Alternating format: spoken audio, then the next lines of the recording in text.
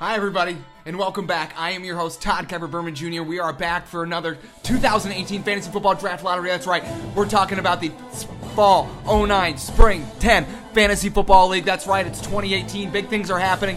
Big things are happening today. It's a Monday, it's a football day, and that's why we're bringing you the Fantasy Draft Lottery. Again, I am your host, Todd, Kiper, Berman Jr. Thank you for allowing me to do this again one more year. It's an exciting time to be alive, exciting time to be a football fan. Of course, we're going to review last year's standings. We're going to go into what happened, what could have happened, what could have been better, and of course, we're going to talk about the champion, and then we're going to get right to the draft lottery because that's what you came for. That's the goods, that's the money, that's the big-time stuff, that's what matters. So again, we're going to look at the last year's standings recap, a league that, with 14 teams, it can be tough to find your way. It can be tough to find that quality depth. It can be tough to find really the team you're looking for. Trades, free agent acquisitions, always at a prime. Probably trades more so than free agent acquisitions. The free agent acquisition market is much similar to living in a rural town with very little women to choose from. It's what it's similar to. Anyways. Looking back on last year's standings, we're just going to recap it again. 14-team league. We're going to start with the last place team. That's right, Martavius the High Sparrow. Team owned by Mike Boyd. Not a great season for him. Finished last. Also finished last in the regular season with a 3-10 record. Looking at his roster, Jameis Winston at the quarterback position, Isaiah Crowell. Tevin Coleman, the highlight of this roster, somebody he got early and often in the draft. Jarvis Landry, of course, going to Cleveland. Could be a nice acquisition this year. Was the number 8 wide receiver last year? It's not something you would think of. Anyways, but Jarvis Landry, a fantastic player. Bada bing, bada boom. Mike Boyd. Martavius the High Sparrow. You look at his bench, he had Ezekiel Elliott. Maybe he held on to him too long. Maybe that ultimately played a factor in him not reaching the playoffs or really not even reaching the goals that he wanted. Sneaky tight end pick in Evan Ingram. Got to think he got him in the free agent wire. Maybe drafted him in the draft. Again, this league values depth. It values quality right off the bat. That's why this draft lottery today is more important than it's ever been before. The stakes are high, folks. The stakes are high. It's Vegas, baby. Anyways, moving on. Not a lot of top 10 players on this roster. Again, the key to a good roster is at least 5 to 6 top 10 players. 14-team league, you're probably looking at 5. 12-team league, probably looking at 6. This league in particular, though, you're looking at 5. Again, the Martavius High Sparrow, not a good season. 14 acquisitions, 2 trades, so not too active on the market. But again, just a rough season for him. You look back at last season. You look back at last season's standings, the 2016 standings, I should say. Mike Boyd had a good season. So last year was not a good. He did okay. But anyways, again, a 14th place finish, not exactly it's not where Mike Boyd wanted to be a solid owner. Scored 1,144 points. It's 88 points per game, one of the lowest in the league, unfortunately. Did have one of the highest points against him last year, so looking to turn that luck around. Maybe he's been doing a little praying, maybe hitting up the Buddha, maybe hitting up the Confucius, maybe doing a little something to get that point per game average against him a little bit lower. Moving on to the Mixon administration, probably one of the best administrations of the past couple years, but it certainly wasn't the best football administration. Again, a 3-10 regular season record, just ahead of Mike Boyd and Martavius the High Sparrow due to points for. But you look at this Wilson, he had the number 1 quarterback in fantasy last year. Russell Wilson, a fantastic player. Joe Mixon never really emerged in the running backfield there for Cincinnati. LeGarrette Blount, could be, he was a hit or miss player last year with the Philadelphia Eagles. Really got impacted by the Jay Ajayi acquisition, the emergence of Corey Clement, the emergence of that Smallwood guy, Wendell Smallwood. Tough. You had a sneaky wide receiver, Robbie Anderson, real boomer bust player. Looking at this roster, a lot of booms or busts across the board. Busted more often than boomed, that's for sure. Benjamin Watson, tight end position. Sammy Watkins, now with Kansas City. Again, a real boomer bust player last year for the Los Angeles Rams, which is like a lot of careers out here in Los Angeles. They boom or they bust. Looking at the bench, not a lot of depth. Which explains the 13th place finish. He had 23 acquisitions, 1 trade. This is a guy who doesn't have a lot of trust, a lot of faith within his league teammates. Can you blame him? He knows these guys. He's traveling about. That's what he's doing this year. Rumor is he's on a scouting mission across the globe to find out the best fantasy football strategies. He's contacting the Maharishi. He's contacting some guy in Germany. He's contacting some guy in Morocco. He's got sources. Look for Chris Tillman to have a big bounce back here. In particular, look at him. He scored 87.1 points a game, which actually looking at it was about league average, maybe just slightly below. Had a 99.4 scored against him, so he probably should have capitalized more. Probably should have had a better season, but that's, again, why he's out. He's traveling the country. He's traveling the world. He's seeing the world. He's making moves. Chris Tillman, look for him to have a nice year, especially if he gets a nice slot in that draft lottery. Moving on to the next team, Let Me DJ, owned by Kyle DeGroot. Of course, nobody ever lets DeGroot DJ. But he did have 23 acquisitions in 2 trades, so 2 people at least considered letting him DJ. Looking at this roster, we got 2 top 10 players right off the bat, Phillip Rivers, Leonard Fournette. A real solid 1-2 combo there with the AFC West and AFC South both being represented. Leonard Fournette will be a high pick this year. Will DeGroot get him in the draft? Looking to wide receiver position, though, starting a guy named Kerwin Williams, and that's really where it all went down. As we know, Kerwin is related to Kermit, who is also related to Miss Piggy, and anytime you bring Miss Piggy into the equation, it's a no-win situation. Anyways, Kenny Stills at the wide receiver position, Jesse James, Tarek Cohen, who again, a boomer bust player. That's why you find a lot of these teams at the bottom of the league. They got a lot of boomer bust players. They had some good weeks. Got a 4-9 regular season, so not terrible. Again, put up a real stinker in the last game of the playoffs. Only scored 57.1 points. Not ideal. Looking at his bench, you know he got burned because he had DJ. He had David Johnson. Got hurt early in the season. That really impacted DeGroot and what he could do throughout the year. On the bench, though, not a lot of depth. Again, Adrian Peterson, a real boomer bust candidate last year. I think his best days are behind him. Hopefully, DeGroot's best days are not behind him in fantasy football. Only scored 84.9 points a game. That needs to improve. A guy who's perennially at the bottom of the standings. Again, perennially wants to DJ, but he needs to get to the top of the standings in order to earn that status. Again, hoping for a bounce back year for DeGroot. A Texas guy now, so he's around football all the time. He's actually been planning out for 8 years. He's been going to a lot of high school football games, so he knows who to draft in a couple years. Will that make an impact? No. But in a couple years down the line, if he maintains his progress throughout this league, you could see big-time things happening for Kyle DeGroot. A surprising name at the number 11 slot. That's right, Jordan Mallon, a guy who usually finds himself at the top of standings when it comes to fantasy football. He's fetching Edson Yeager, but apparently that Yeager was just a little too strong last year with a 5-8 record. Scored 88.1 points per game, again around league average, only 92 scored against him, so you think he's going to want to capitalize on his opportunities. That means when he had bad weeks, his other teams also had bad weeks, and he didn't capitalize. 33 acquisitions, 3 trades, obviously a big fan of the number 3 there, except for his position in the standings where he was 11th again. Looking at his roster, Tom Brady, Jordan Howard, Alex Collins, a late season emergence there for Alex Collins coming out of Baltimore.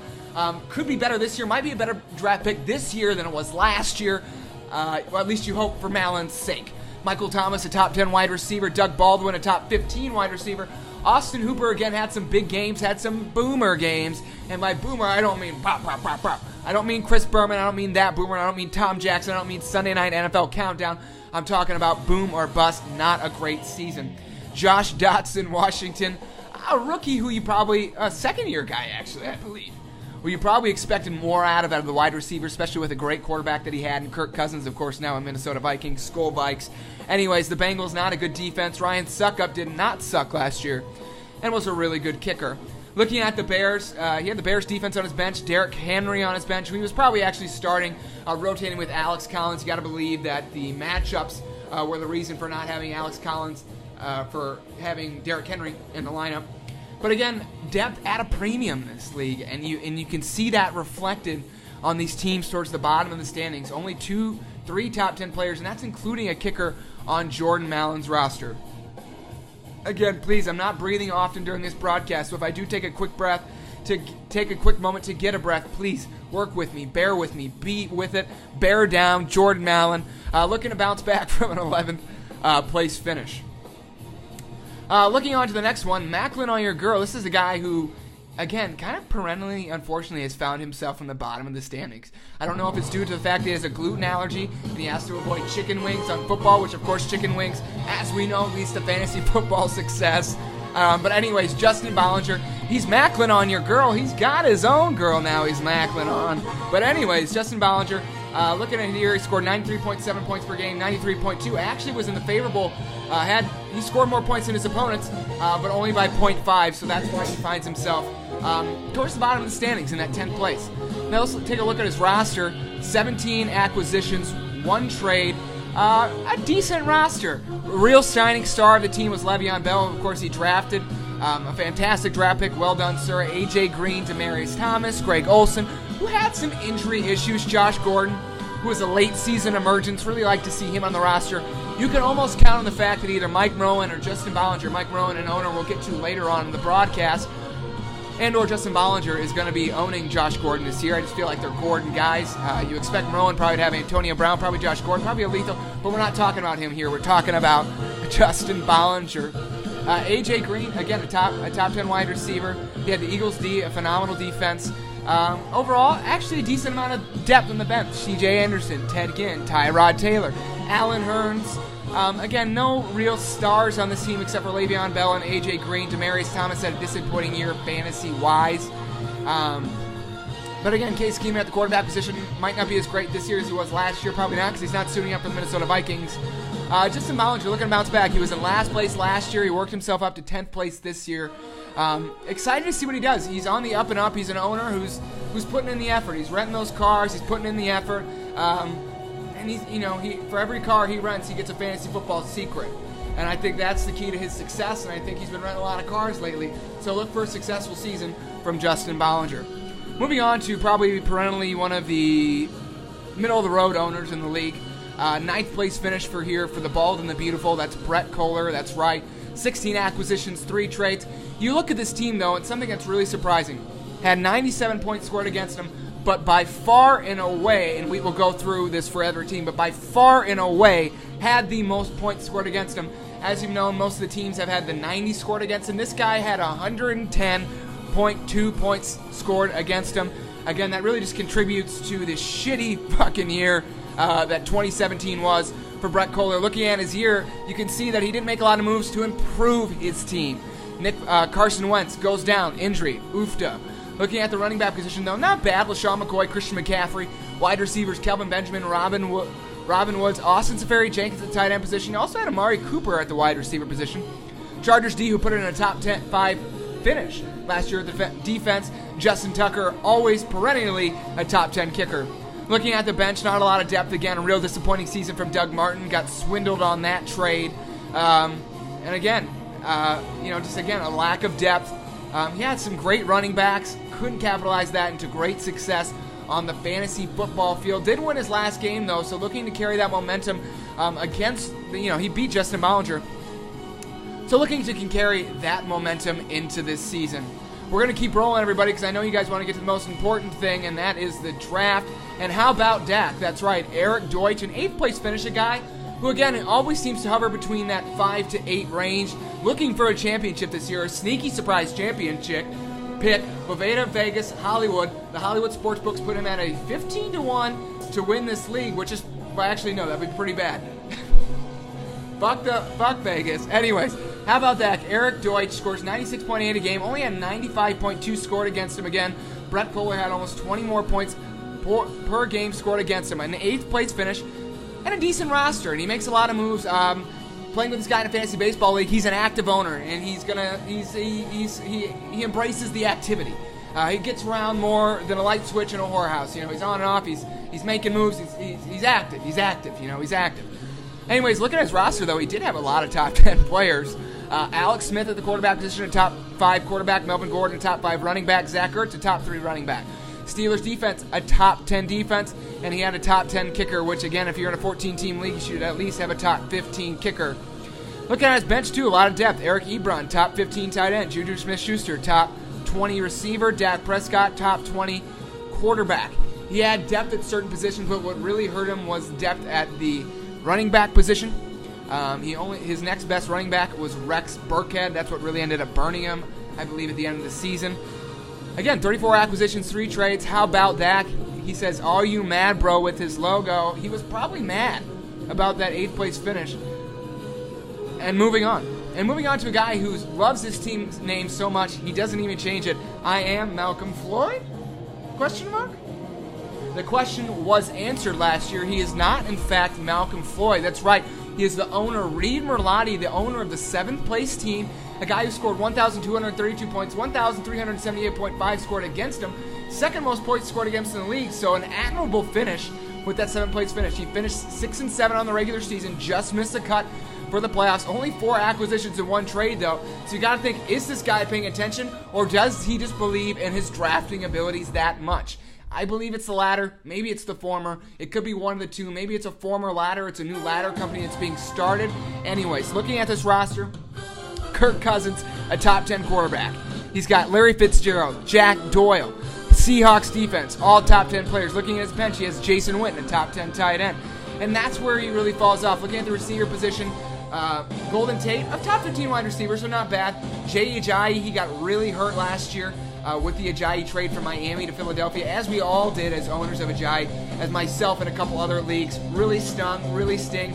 Stings like a bee, certainly didn't float like a butterfly when he went to Philadelphia. DeMarco Murray also lost some late-season carries to Derrick Henry. You know that had to hurt him when your starting team isn't Crowder at your flex position. You know in your trouble. You feel like he could have been a more active owner. Only 4 acquisitions, only 1 trade. Again, it's not a very trusting owner. He knows who he knows. He doesn't know who he doesn't know. And that's just the facts. Anyways, I'm so stupid. Moving on to the next team. A guy who had a really nice regular season. A guy who he's a sneaky owner. He's a killer owner. He's a good owner.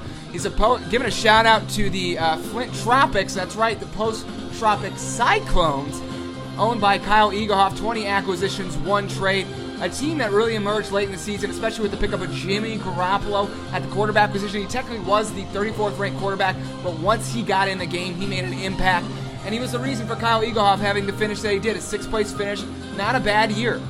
Devontae Freeman, a top 15 running back. Mark Ingram, a top 10 running back. So that's a great running back combination. Where he really suffered was at the wide receiver position and the lack of depth at the wide receiver position. You know he's probably going to go pass catcher early. He's probably going to go pass catcher often in this draft. Devin Funchess, Marquise Goodwin, of course, were his wide receivers. Looking at the bench again, boomer bust players. Devontae Adams, T.Y. Hilton. Devontae hurt by Rodgers going out. Rodgers was what the Post-Traffic Cyclones were saying all year. Where are you? What are you doing? He had great defensive depth, 2 top 5 defenses in the Rams and the Ravens defense. Share the love, my friend. But anyways, this is a guy who he keeps his calm. He doesn't make any crazy moves. Smart guy, smart owner. Scored 97.2 a game. Only had 87.1 scored against him, so he did have a little bit of luck with the second least amount of points scored against him last year. Hoping that luck doesn't turn against him this year, like the turning tides of time, like the sands of time, like the grains of time. The one thing that's consistent is that time moves on, and Kyle Eaglehoff is consistently in the fantasy football playoffs. Moving on to the next team, a guy who has white powder in Nevada models, which of course always leads to a good time.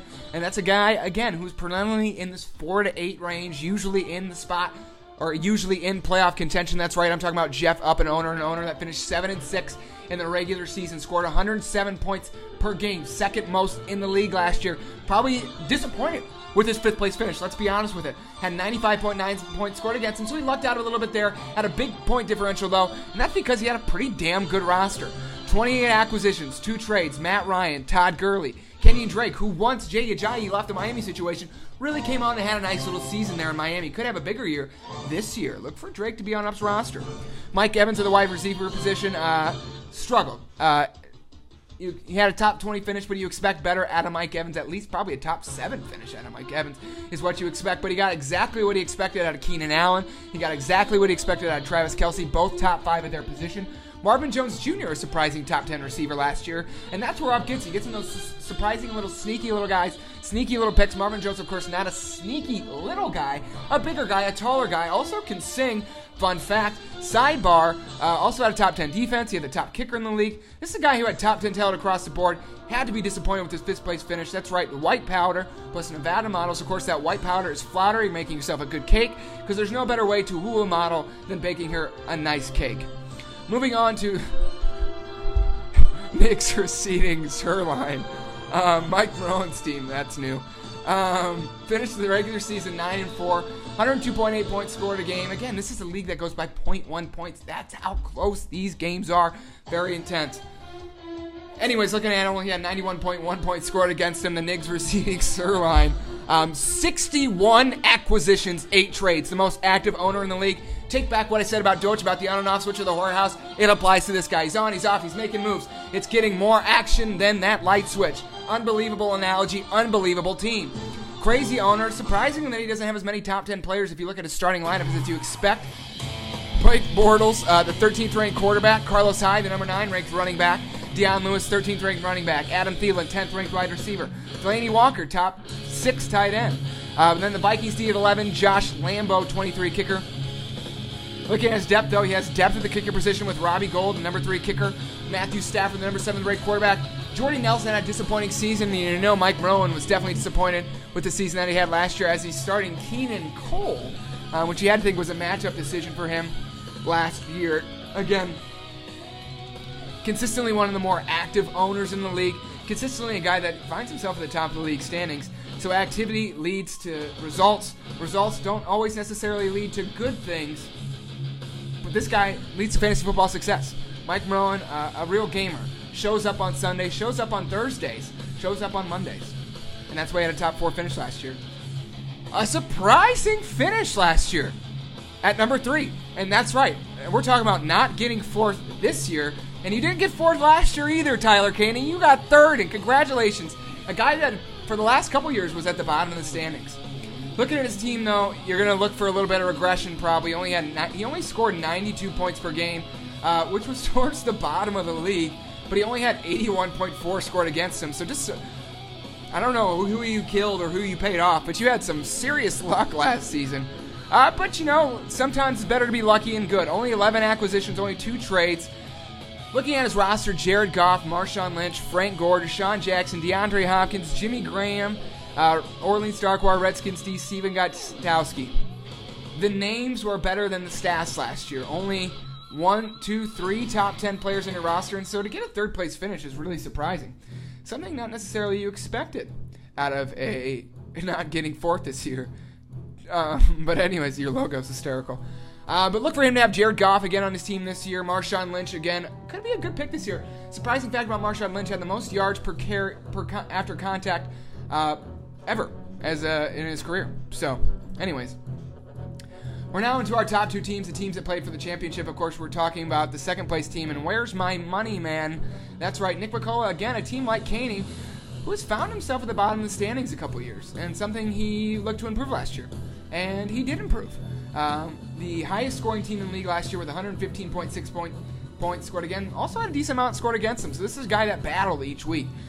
You could tell when you see him in person, he had the beard, the big bushy beard. He was battle tested. He looked like he was in Game of Thrones. He looks like he had battled, the Night's Watch. He looked like he had battled some giants. He looked like he battled some White Walkers. And ultimately, he got his money, man. He found where his money was. Looking at his roster, with only 24 acquisitions, 0 trades, so the lack of trust very apparent from this owner. Drew Brees, number 9 quarterback. Alvin Kamara, number 3 running back. Rob Gronkowski, number 1 tight end. Jaguars defense, number 1 defense. Will Lutz, the number 6 kicker. He also had Kareem Hunt, the number 4 running back. So really, his money was made with his running back position. The receiver position, not so much. He had Brandon Cooks. Will Fuller had a couple good games. Was a particularly really good player when Deshaun Watson was under center for the Houston Texans, but not so much when Tom Savage, the savagery or the real just awfulness of that offense under Tom Savage was awful. Looking at his bench, had a little bit of depth. Devontae Parker at the wide receiver position, but this is a guy that really relied on his running backs, his tight ends, and his defense to make moves for him last year, and they did. He found his money. And you're looking at our top team in the league, a guy that finished 10-3 in the regular season, much like Where's My Money Man and Nick McCullough, a rookie to the league, a guy that, just, what can I say, defied all expectations as an owner. Camper's got a camp, and camp he did. That's right, Matt LeCamp. Again, I said it before the season, in last season's broadcast, a legal guy, a lawyer guy, knew how to finagle the contracts, knew how to put together the right team. The Magic Johnson, you would say, of fantasy football ownership. 103.5 points scored a game, 95.1 scored against him. Camper camped, and he camped all his way to the championship. Only 8 acquisitions, that's right. When he makes a move, it makes sense, and it makes an impact. Look at his roster. Cam Newton, Lamar Miller, Duke Johnson, Julio Jones, Tyreek Hill, Kyle Rudolph, Chris Boswell. Panthers D, all top 15 players. Mohamed Sanu would probably have been a top 15 wide receiver if it weren't for injuries earlier in the year. That is a stacked roster, everybody. Certainly one of the best wide receiver position combos in Julio and Tyreek. Cam Newton, obviously a fantasy darling with the way he plays the quarterback position. And Duke Johnson, sneaking in a PPR league, gets a lot of catches. Lamar Miller. Anyways, a fantastic season. Let's give it up, Matt LeCamp. Congratulations, fantastic season, a fantastic year. And now, everybody, we're getting to what matters. That's right. We're getting to the actual draft lottery itself. So congratulations, everybody. Here it is, the magic ping pong ball. We're going to knock it out. My voice is fucking gassed. But yeah, anyways, here we go with the picks. So the first pick in the 2018 Fantasy Football Draft will go to. We have our first pick. First pick is going to go to probably a guy that doesn't need the first pick, but he's going to get it anyways. Mike Merlin. Congratulations, Mike Merlin. First pick in the 2018 Fantasy Football Draft. Look for Antonio Brown to be off the board early and often. Second pick I already got loaded in the barrel here. Let's see who it is. Ooh, a guy that wants to DJ, but nobody lets him. That's right. It's Kyle DeGroot. Kyle DeGroot, congratulations. Second pick in the draft, 2018 Fantasy Football Draft. Make it count, my friend. Don't fuck up. Third pick of the draft is going to go to... Third pick is in the board. Third pick is on the board. That's right. AD. That's right. All day. Eric Deutsch getting the third pick. Wonder what he's going to go with here. It's a really good pick to have, especially in a 14-team league. A lot of quality at the top of the draft. Maybe less thinking, which overall will be better for everyone. And congratulations, Eric Deutsch, third pick. Fourth pick of the draft, it's going to go to. Fourth pick of the draft is going to go to real jerk off. Brett Kohler. Congratulations, Brett Kohler, fourth pick of the draft. Fifth pick of the draft. I got fifth and I got sixth loaded up here in the barrel, folks, so hold your breath. 6 is going to go to Mike Boyd, a guy that found himself in the bottom of the league last year. That's right, Mike Boyd. Congratulations, Mike. Top 5 pick. Really make it count, dude. Make it count. 6th pick, like I said, I had loading up in the barrel, and here it is. No need to wait. That's right, a guy that, again, is working his way up the standings over the past couple years. He's Macklin on your girl. That's right. That's Justin Bollinger. Congratulations, Justin Bollinger. Macklin on your girl. Phenomenal. Great draft. Great draft. 6th pick.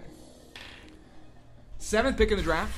Midway point of the first round is going to go to.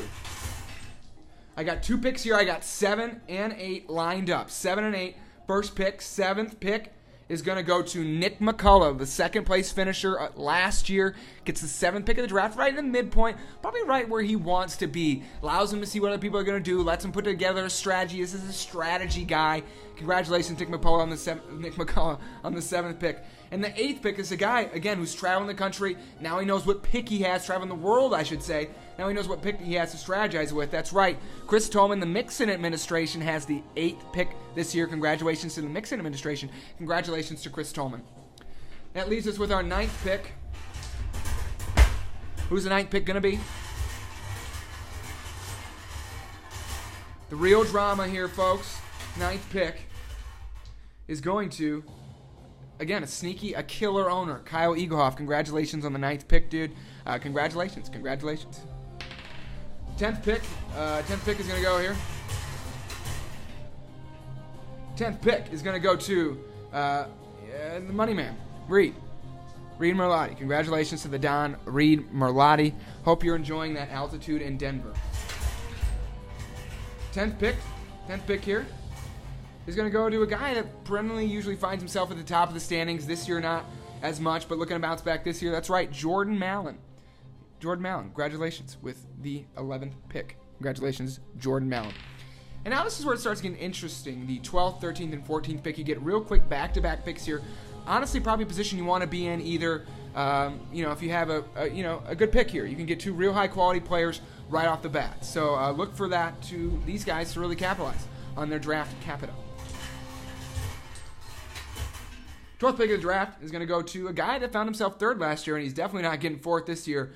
Tyler Canning. Congratulations, Tyler Canning. Nice little pick for you. Nice little pick there for you. 2 more picks left, folks. We got 13 and 14, and we're almost there. And we got the 13th pick right here. And it's going to be last year's champion. This is a guy, again, who could strategize, knows how to work those contracts, knows how to work those trades. That's right. Matt LeCamp. Congratulations, Matt LeCamp, on the 13th pick. Really happy for you. 14th pick is going to go to, you know who you are. That's right, Jeff up. Back-to-back picks there with the 14th pick. A real enviable position, in my opinion. Happy for you, Jeff. Don't fuck it up. Make it count. And that'll leave us right at about a half hour. Again, I am your host, Todd Kiper Berman Jr. I hope you've all enjoyed the show. I know I've certainly have. Hope all is well, guys. And have a good one. See ya.